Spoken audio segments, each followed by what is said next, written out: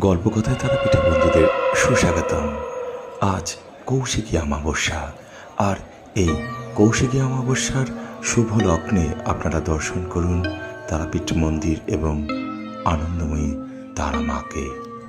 কথিত আছে আজকের দিনে সাধক বামদেব তারা মাকে দর্শন করেছিলেন, অর্থাৎ আজকের এই কৌশিকী অমাবস্যার দিনেই সাধক বামদেব সিদ্ধি লাভ করেছিলেন।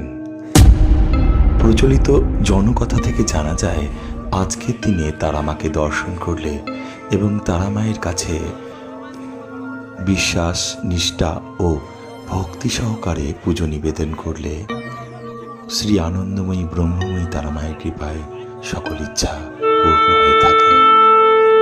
তাই ভিডিওটি দর্শন করুন এবং অন্যদের দর্শন করার সুযোগ করে দেবেন। জয় মাতা।